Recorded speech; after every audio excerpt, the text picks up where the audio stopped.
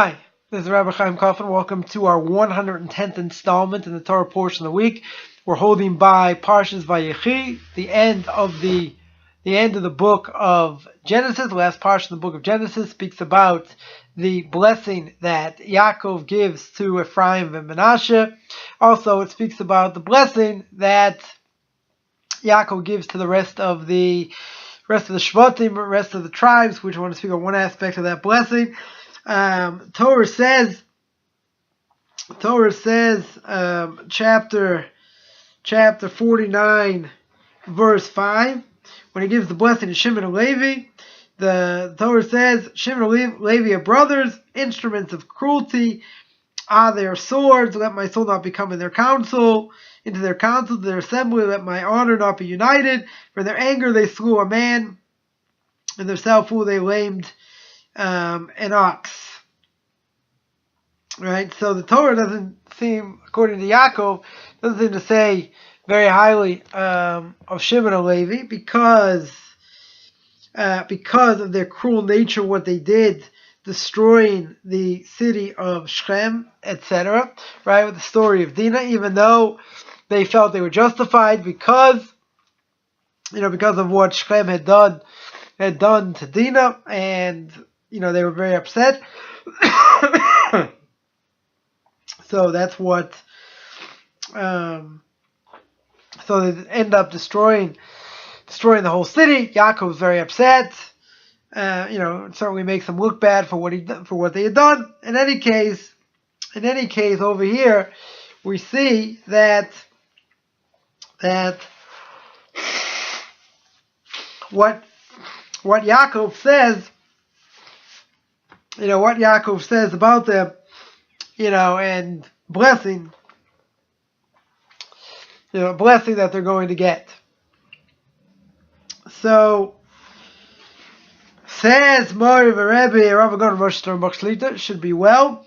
Says in Chochmah V'Das, he says Shimon and Levi both were zealots. They were kanoim. They were zealots for the word of God, and they're willing to give up their lives, tremendous self-sacrifice, in order to save their sister, right, from Shechem. So they acted, in their eyes, they acted properly. They wanted to avenge what happened to Dinah, obviously for the highest purpose, not just to wipe out Shechem for no reason, but certainly they couldn't stand what he did, what Shechem did. Now Levi, what did Levi do? Levi sanctified himself to serve God, right? That's the tribe of Levi, right? Served in the temple, etc. And they're dependent, tribe of Levi, right, just so we understand, the tribe of Levi is dependent on the gifts of the Jewish people, right? Bread, fruit, right, that they got from Truma Meiser, from tithes that the people gave. They got meat.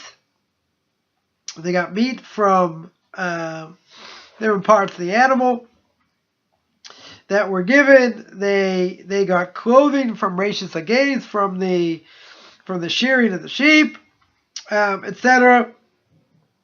And they accepted everything. They accepted, what their lot in life was, right, with great joy, because they were able to serve God. They were able to dwell in God's palace, so to speak, and to be able to serve Him. Now, Shimon, interesting, Rashi here brings that Shimon helped with the parnas of the Jewish people. Right, Shimon helped with the livelihood of the Jewish people, to make sure there were scribes, there were teachers to teach children, etc. And they agreed to take on that yoke to help, right, to certainly help. And we see by Shevet Levi, by the tribe of Levi, that they didn't serve in Egypt. Right? They were exempt from any of the work in Egypt, and because of the sin of the golden calf, they ended up killing some of their own brethren. Right? They were zealous for God, and they did what God wanted them to do. Right? They fought against those who brought about the sin of the golden calf, and they killed them. Right? As the Torah says over there. Now, the Rambam says that anyone who takes off the yoke of parnas, right, of livelihood, and they want to sanctify themselves to God through Torah and service to God, so they sanctify themselves and make themselves into the Holy of Holies, right? And they are like the Kohanim and the Levi. Now that means that if they choose, they want to sit and learn, and they'll be dependent on the gifts of others in order that they should survive. So they have the status, the Rambam says, they have the status like the Kodesh Kedoshim, right? They have the status like the Holy of Holies, and they are no different than the Levim and the Kohanim, right? How did they survive? We mentioned before, they survived with fruits and vegetables from the tithes that they had to take. They got the meat from gifts that were part of the animal, sacrifices given, etc., etc. Right? So anyone who decides to take on that yoke of Torah, and they only want to sit and learn Torah, so they have the status, the Rambam says, they have the status like the Kohanim and the Levi and the Levi, right? Which is pretty incredible, because they decide to sanctify themselves to God. They decide to sanctify themselves for the sake of Torah. So therefore, they're going to be helped, right? They'll be helped, just like the Kohanim and the Levim were helped. So Rebbe brings down that he heard from Yechezkel Abramsky, Zecher Tzadik Livracha, may his name be blessed. Rebbe Yechezkel Abramsky was the famous Rav in London, part of the rabbinical court in London, and spent his last years here in the land of Israel. Tremendous Torah giant to the last generation. Rabbi Yechezkel Abramsky said that in Parshas Korach, where Korach wants to go up against a tribe of Levi, that they should have power, that Korach should have power as well, not just the tribe of Levi. Moshe Rabbeinu says, like, what do you want more power for? Right? Why do you want to divide the Jewish people? Why do you decide more power, than is fitting for you to get? Because is it not enough? The tribe of Levi sits and learns, right? They work very hard in their service to God, right? That in and of itself is important, right? So what do you want the kahuna for? What do you want the high priest for, right? Or be a Kohen? He said, if your Torah is your life, and this is what you do day in and day out, then the entire Jewish people are being established. They're being sustained through your merit. So you don't need the kahuna. You don't need a higher position, because that's power in and of itself. So Rav Yechezkel Abramsky says that you're sustaining the world, the tribe of Levi. They're sitting and learning. They're serving God, to the highest level that they can. So therefore, they have their own power. Their own power is their sustaining the world. Comes along, Korach says, it's not enough. It's not enough. I want more. I want more.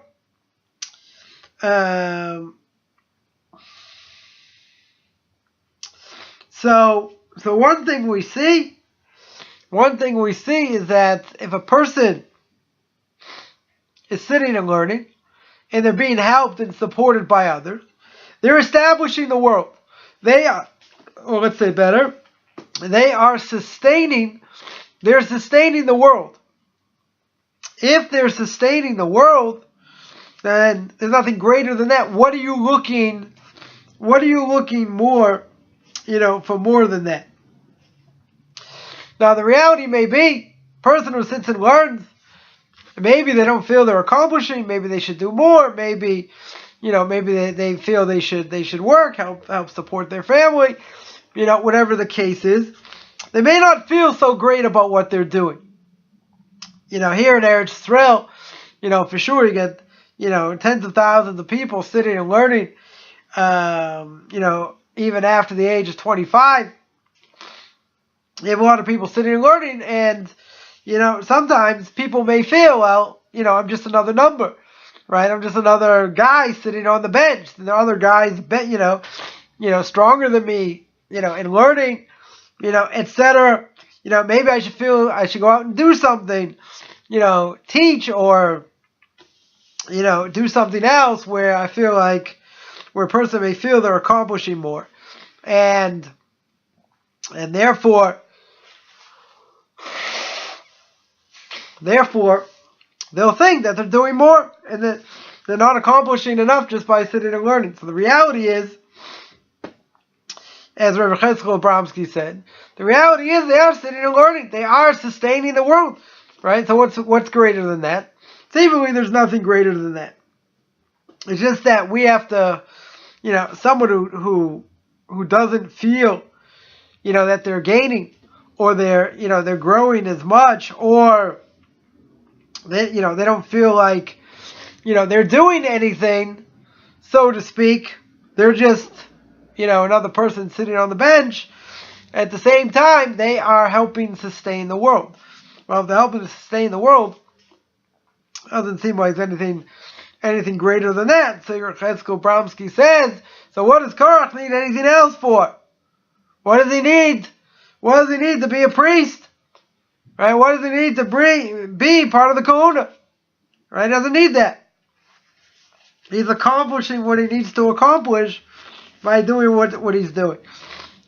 So Rebbe points out that when you look at Parshas Vayechi in the book of Numbers, that the Levim are taken, and they have to shave themselves like a mitzorah, right? Someone who got this spiritual disease.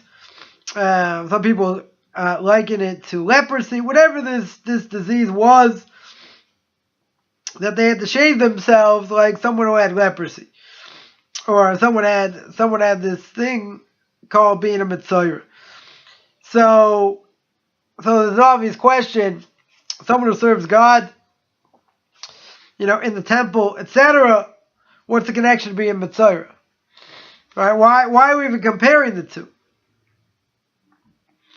So it seems pretty clear that a mitzorah, what happens to a mitzorah? He has his body shaved, right? He has his head shaved. So in the future, the tribe of Levi, they're also going to be embarrassed, right? They're also going to be scorned at. Who is the tribe of Levi today? Tribe of Levi today are the people that learn Torah, right? People are going to look at them as batlanim. They're wasting their time. Let them do something important like, write a book on tax law, or something like that. Let them do something for the world. They'll be looked at as batlanim. They're looked at as schnorrers, right? Schnorrers meaning that they're getting handouts. People are supporting them. Isn't that terrible that people are supporting them? Why don't they do something, get a real job? They should do something where they don't have to be supported by others. So God himself prepares them for this, to be scorned and mocked at, just like a Mitzorah. Because everyone stays away from them, because they're outside the camp, speaking Lashon Hara and other things, and they sit by themselves. Nobody wants to have anything to do with them. So too, the B'nai Torah, people sit and learn Torah, they have to be prepared to be scoffed at, to be laughed at. And they're going to say, oh, their lives, what are they doing? They're taking away from other people. Right? Other people have to support them. So it's bad, right? It certainly makes them look bad. So what did God do? So God gave the Jewish people the blessing, right, in order to support the Kohanim.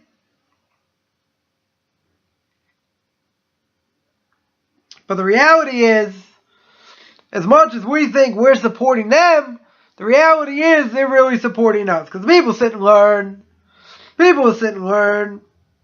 They establish the world. They sustain the world. So therefore they're doing a tremendous service.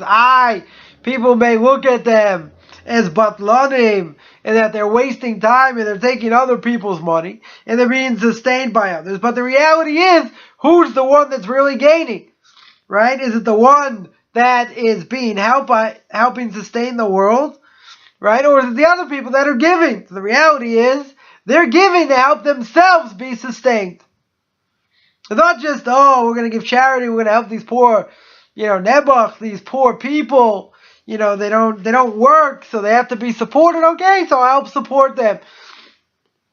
Right? But the reality is, are they that happy they're supporting them?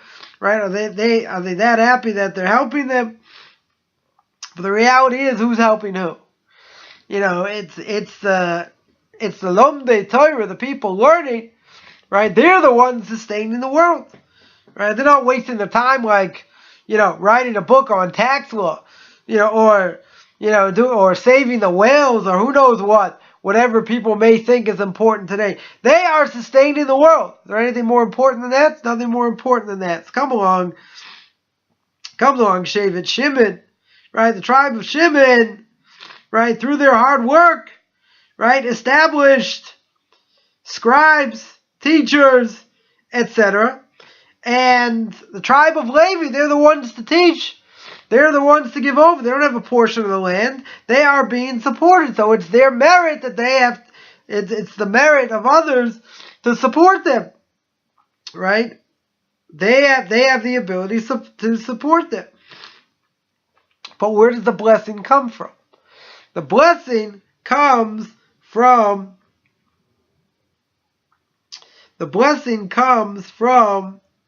the tribe of Levi. Right? That's where it comes from. Make no mistake. Right? The ones supporting the others in learning, they're going to get benefit, and everyone's going to get benefit because they're sustaining the world. So Rebbe here points out that one of the heads of the army here in Eretz Yisrael was complaining that there are close to 40,000 B'nai Torah. Now there are close to 40,000 people studying Torah that are exempt from the army. So he was complaining, and according to him, he says, fine, I understand they need rabbanim, they need rabbis for the next generation, right? So according to him, you don't need 40,000. You don't need 40,000 sitting and learning. So take the cream of the crop. Take 2,000. Take 2,000 out of 40,000. Let the rest serve in the army. What do you need so many people sitting and learning? So he said, I explained to him this whole thing. He said, in the army, he says, in your army, each one gets drafted for 2 years, 3 years. And the ones who are the best, right? They're gonna remain there, right? They're gonna remain in the army. They're gonna be the ones to train, the leaders of the next generation, etc. So you're going to have the cream of the crop that's going to do that. Then each one will come for a year, each year, for 2 weeks.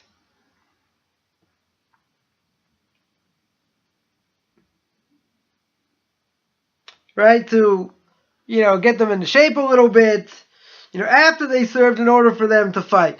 So basically you're training all these people, and in the end, you're gonna have the cream of the crop. There's gonna be left to be, to be the trainers, to be the the ones in charge. They're gonna prepare the masses for war. But the time of war, everyone goes in, right? Even though you have the cream of the crop still there, but you're still going to train the other people, right? At least a few weeks during the year. But when there's a war, everybody goes in. So Rabbi says on that, when you're in a time of peace, you might say, well, people go to yeshiva, 2 years, 3 years, but if he's really exceptional, then he should remain in learning, right? So,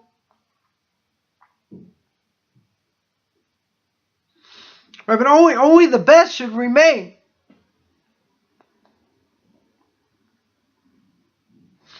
And he would agree, in theory, at the time of war, so fine, everyone has to go in. But the thing is, the army has made a war against the Jewish people, against the Haredim, right, against the ultra-Orthodox Jews. You've made an army in order to take away their religion and their belief in God. Because make no mistake, the army is not interested in taking ultra-Orthodox Jews. Right? It doesn't make any sense. They don't need the manpower. Right? It's certainly not about the manpower. What's their goal? Their goal is to change them. Their goal is to, change them, to think like them.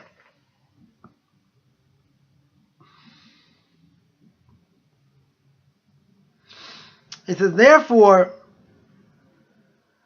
the majority don't come just to learn a couple years, and not for 2 weeks during the year, and not at the time, right? We're not at the time of war.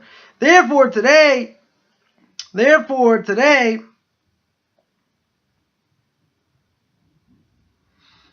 right, you want to come and say, we need everybody. Well, not true. Right? First of all, it's not a time of war. Right? So what they're claiming isn't true.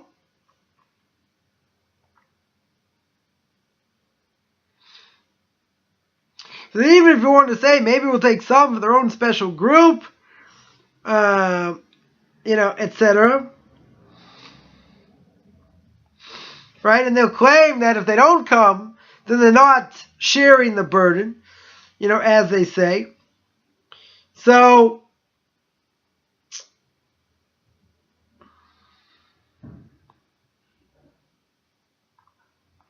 at the end of the day, if your goal, you, the army, your goal is to weaken our resolve, to weaken the resolve of the B'nai Torah, then we're not even going to give you one. In other words, you want to try and take our people, sitting and learning, where it's not at wartime, you're not forced to do so. So what's the purpose of doing it? In order to uproot their Judaism. If that's what you're doing, we're not going to give you one. That was his answer.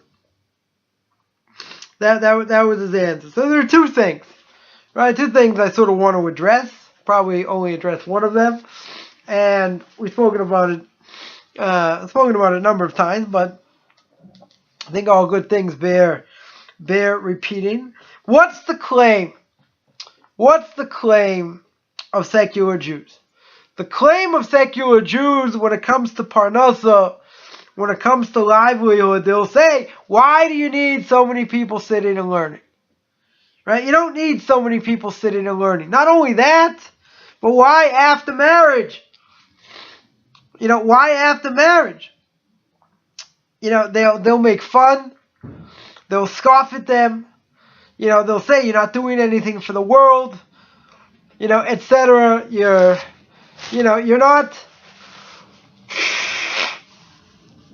not helping. You're not helping society, right? So we believe we're sustaining the world, and we're doing all these different things to help the world go. And what's the secular world saying? Do something.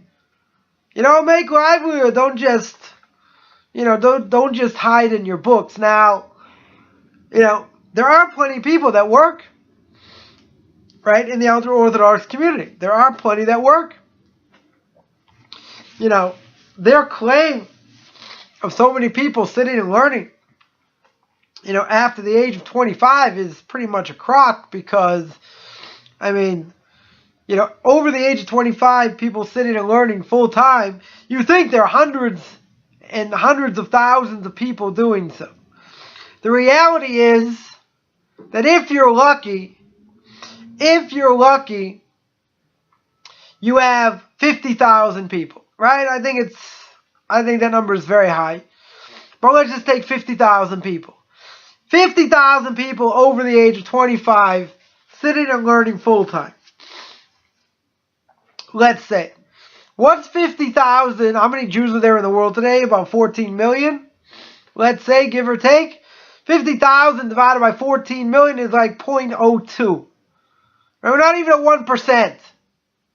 So people claiming there's so many people sitting and learning and look what they're doing. They're not doing anything for society, blah, blah, blah. There's tens of thousands, which it isn't. Right? Even if we say it's 50,000, you're at 2%. Not even. Right? You're not even at 1%. So the question is, we need to bolster the mass, the majority. We need to bolster the masses. We got to get more people to sit and learn, not just, what they claim. Because they're saying what we're doing, doesn't do anything for society. Now when we look at Korach, I think this really gets to the heart of it. Korach wasn't happy just being a Levi. Korach wanted to go beyond. He wanted to be, why can't I be a Kohen? Why can't I be a Kohen Gadol? Why should I be satisfied with being a Levi? Right now, what's the matter with this mentality? Is if that's what he's chosen to do, and he's going to sit and learn, and he's going to sit and serve God, and that's what his purpose is. Why should he feel bad about it? Why should he think he's missing out? Now, again, this is probably why many people who don't live in Israel, who came from America, came from Canada, came from England, right? When they come to learn in Israel for, however long they come, some of them end up going back because, they want to be able to teach, they want to be able to give over, etc. And, part of it certainly has to do with making a livelihood, no question about that. But I think the main thing is they don't feel like they're doing anything here. Because there are so many people that are sitting and learning. Because there's so many people that are better than me, that are better than me, that are sitting and learning like I'm just a number. All right, so I said many years ago that I think it would be beneficial for people, eventually, after they've learned a number of years, maybe to learn part of the time and tutor or teach certainly part of the time. I think they'll get more out of it. They'll feel more satisfaction. But Rav Cheskel Bronski says you don't even need that. Right? You don't even need that. Why? Because you should feel like you're accomplishing, regardless if you feel like a number or not. The reason you should feel like you're accomplishing is because you're sustaining the world. If you really believe you're sustaining the world, then what are you lacking? Right? What in the world, what in the world is lacking over here that a person should feel like they're not doing anything. And this, I definitely believe is the secular world and the secular idea, coming into the world of Torah, because, that's what's happened. Because this is a secular mentality, right? When you feel like you're not doing anything. Now, even someone sitting and learning, even if they believe in what they're doing, right? Not just because of status or other things, but they really believe in what they're doing. It could be something is gnawing at them, saying, like, I could do more. I could accomplish more. Could be. Right?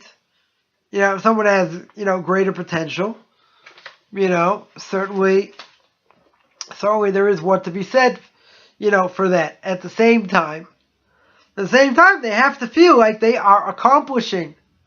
Because if they don't feel like they're accomplishing, and they're like they're just like a number, that's exactly what the evil inclination wants. Not only that, but that's exactly what Korach said. He said, why should I be happy being a Levi? Okay, I'm serving God, I'm helping out, maybe I'm sustaining the world, but I want better, I want more. So what's lacking in him? What's lacking in him is the fact that he let the secular mentality come in. He allowed this mentality to tell him that, why should I just be satisfied with this? I want more. And Rav Cheskel Abramsky says, why do you desire more? Why isn't that enough?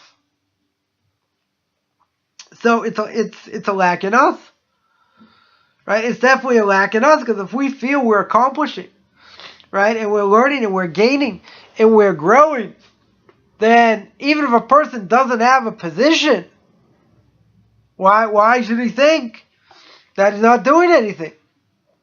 I mean, there are many great people amongst the Jewish people spent their lives learning Torah, and they didn't have a position, right? They didn't have a position. So I think there's a tremendous lack. Certainly, I'm not saying across the board, but people who have this issue, of this, I think it's definitely a lack in them. If they feel they have the ability to teach and to go out and whatever, and that's where they're going to find, their fulfillment, etc. Okay, that's one thing. But there is what to be said for people sitting and learning, right? If they're growing, and if they continue to grow, then what are they lacking? Right? They're lacking the title rabbi. They're lacking the title, any title, whatever it is, or position in that. Why is that? Why should they be lacking? Why can they not be happy in their own learning, for learning's sake? I mean, I think also people would enjoy, would certainly enjoy more if they were learning, especially if they're learning full time. I think they would enjoy more if they had goals. If they had set goals of what they want to accomplish. Now, I think that certainly would go a far way, also. But not everyone's cut out, to go out, to teach, other things. Right? Not everyone's cut out for that. So the question is, if you're not cut out from that, you have to, you have to understand and enjoy what you do. You can't get caught up in, I should be doing this, I should be doing that, should be doing the other thing. I should have this title. Right? It's a big problem. So a person has to realize, a person certainly has to realize, if you're not going to make that much money, and you are going to get helped out, you better understand why you're doing it. Because the evil inclination will rip you to shreds. Say, oh, you're being helped by this one and that, and you're not really accomplishing, and what are you doing it for? Maybe you should be doing this, doing the other thing. The evil inclination can come in any form. At the same time, what has to be realized, right? What has to be realized is that what you're doing,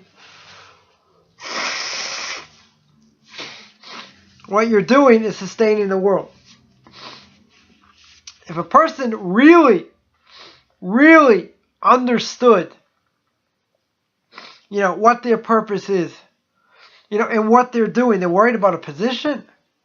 They're worried about what other people are going to think. They have to do what they need to do, what is right.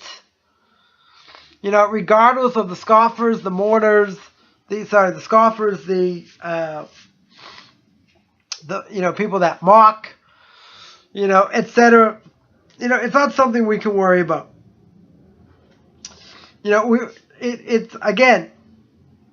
It's irrelevant whether we're called rabbi, because the term rabbi doesn't really mean that much today, or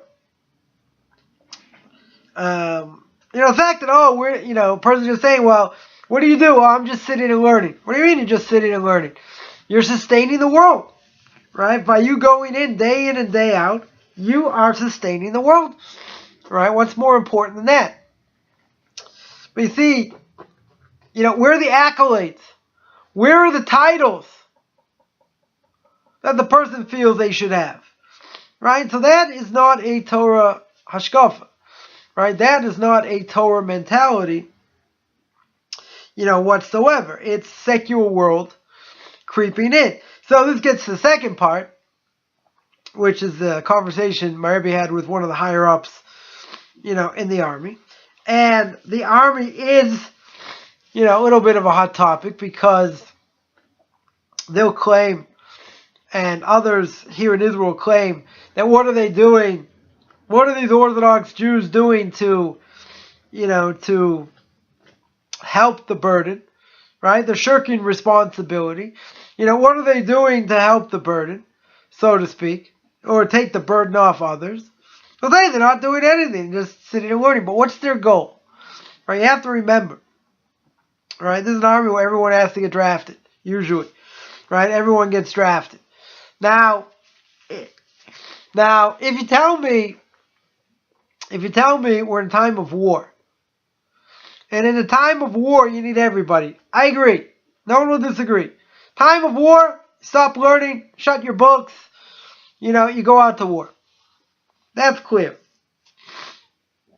If it's not a time of war, and you don't need these people statistically, right? Statistically, you got plenty of people in the army. You don't need any more people in the army. Though if that's the case, then what are you drafting them for? It's only going to cause you problems in the future, right? But what do you want them for? In other words, you have to have an agenda. What you're bringing them in for. You're going to tell me you're going to bring them in order to, make them better people. I mean, that's debatable. But you're bringing them in order to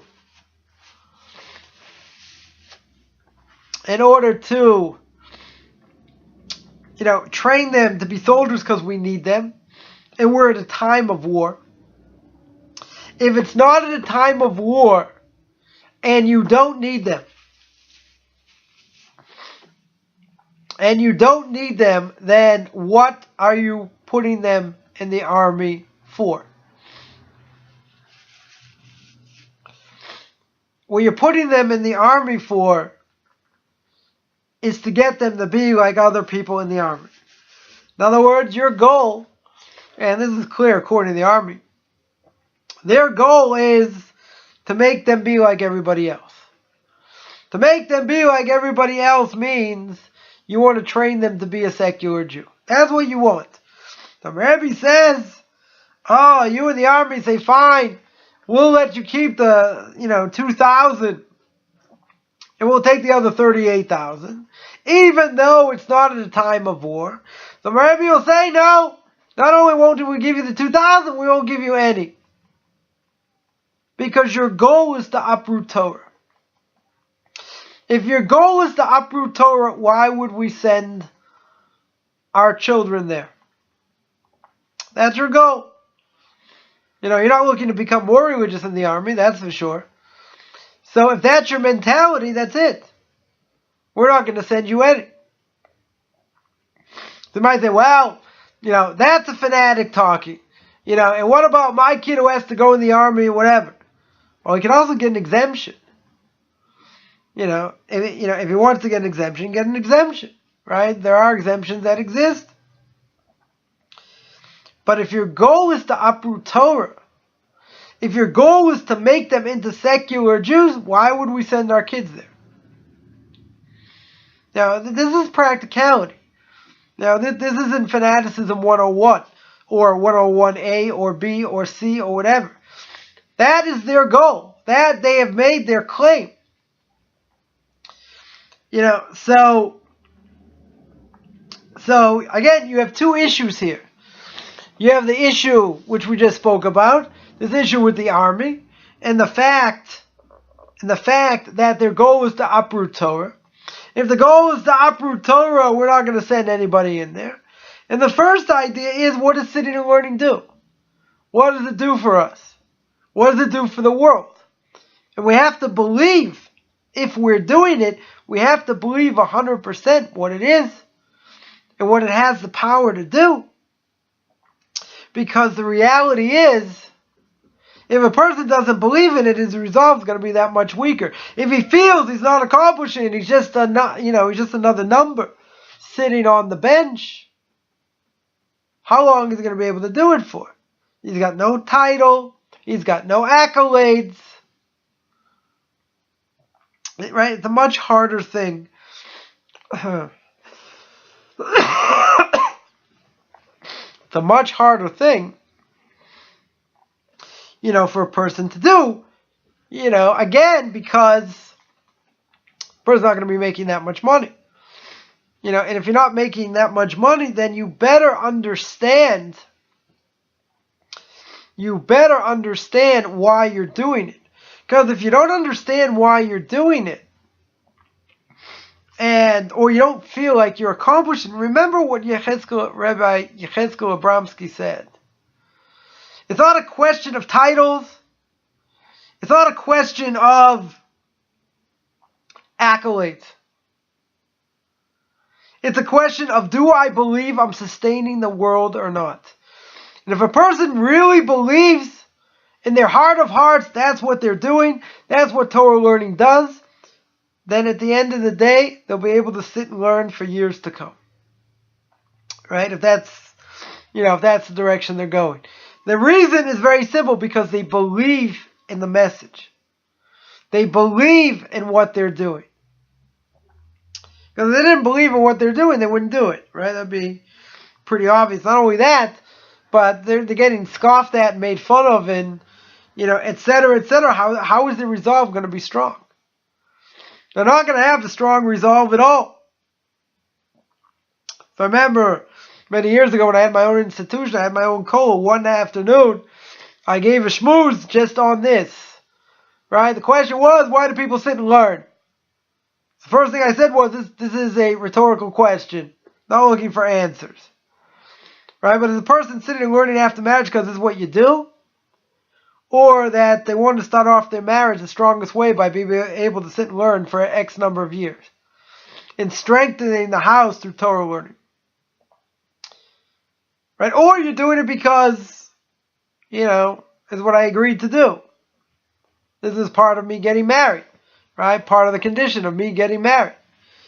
Right? So that being said, there could be ulterior motives. Are there people just going through, the motions? Could be. Are there people that say, when it comes to shidduchim about getting married, they say, yeah, I want to sit and learn X number of years, and then they flake out after, towards the beginning? Can happen. Right? Because they wanted to sell themselves as a good marriage perspective. Yeah, that's misleading. Does it happen? Oh, I'm not going to say it doesn't happen. It happens. right? It definitely happens. It's certainly not good. And then, the wife turns around and says, well, this is what I thought I was marrying, and now, now it's different. So, this is a pretty crucial, thing. And at the end of the day, we all have to realize, what our purpose here is in the world, what God wants from us, and how we're supposed to go about it, and accomplish these goals. I want to remind people I give conversion classes, no hide classes. Conversion classes 3 times a week, 1 optional.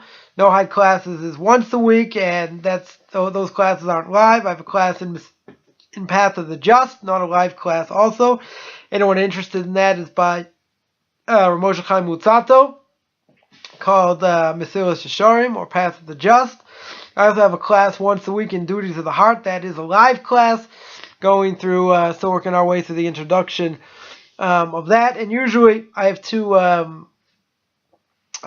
classes, really question and answer sessions. People have, questions about, anything, to do with Judaism. So I do those classes twice a week, as well. So you can take a look at my Facebook fan page, Beyond Orthodox Conversion and Judaism, or Beyond Noahides. I have a blog, orthodoxconversion.com. And anyone wants to contact me, you can contact me at rabbichaimkaufman@gmail.com, RABBICHAIMCOFFMAN @gmail.com. Wishing everyone a great Shabbos.